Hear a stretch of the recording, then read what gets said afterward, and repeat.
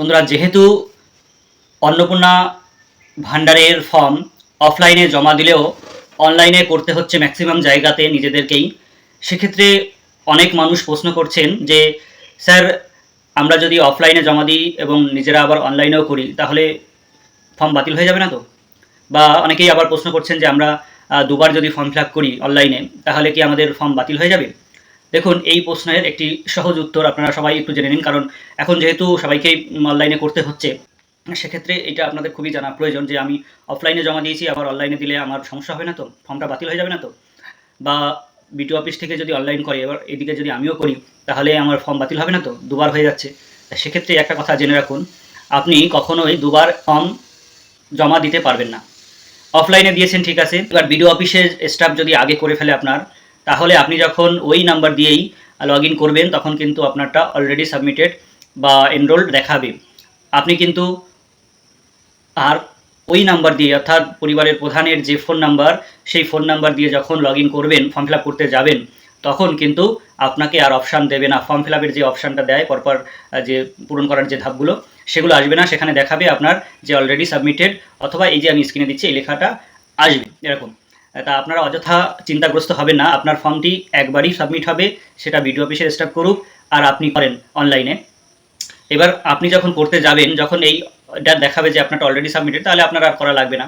আর যদি আপনাকে ফর্ম পূরণ করার অপশানগুলো পরপর ধাপে ধাপে দিয়ে দেয়, তার মানে ধরে নেবেন যে আপনারটা এখনও ডিজিটাইজড বা এন্ট্রি হয়নি বিডিও অফিসের তরফ থেকে, তাই আপনি নিজে করে নিতে পারেন। অথবা আপনি ওয়েট করতে পারেন, যদি বিডিও অফিস আপনারটা করে দেয় তাহলে আপনি কিছুটা দিন ওয়েট করে যেতে পারেন।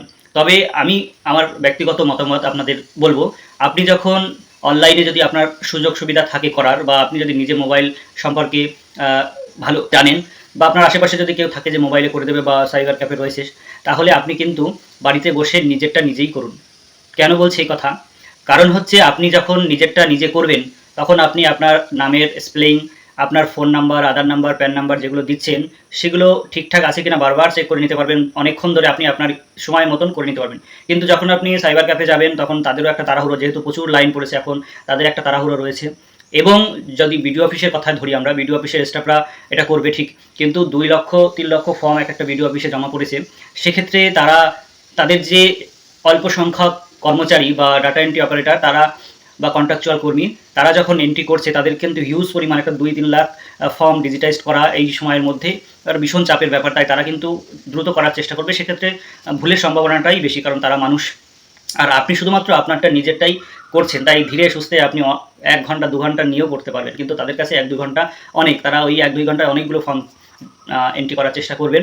সেক্ষেত্রে যত তাড়াহুড়ো করা হবে তত আপনারাও ভালো বোঝেন যে এটা ভুলের সম্ভাবনাটা বেশি থাকে। তাই আপনাদেরকে আমি আশ্বস্ত করছি যে এটা কখনোই একজনের ফর্ম দুবার ফর্ম ফিল আপ করা যাবে না, যদি কিনা আপনি সেম মোবাইল নাম্বার দিয়ে ফর্ম ফিল আপ করতে যান। আর আপনারা সবাই ওই সেম মোবাইল নাম্বার, একটা মোবাইল নাম্বারই নির্দিষ্ট করুন যেটা পরিবারের হেডের এবং আধার কার্ডের সঙ্গে যেটা সংযুক্ত বা লিঙ্ক রয়েছে, এই মোবাইল নাম্বারটা দিয়েই করার চেষ্টা করুন। তাহলে কিন্তু সরকারের পক্ষে এই প্রকল্পের যে সুবিধা সেটা সরকারের তরফ থেকে আপনাদের সুবিধা হবে। ধন্যবাদ সকলকে। এই তথ্যটি একটু সকলের কাছে জানিয়ে দেবেন যে আপনি কখনোই দুবার ফর্ম ফিল আপ করতে পারবেন না, কোনো মতেই না।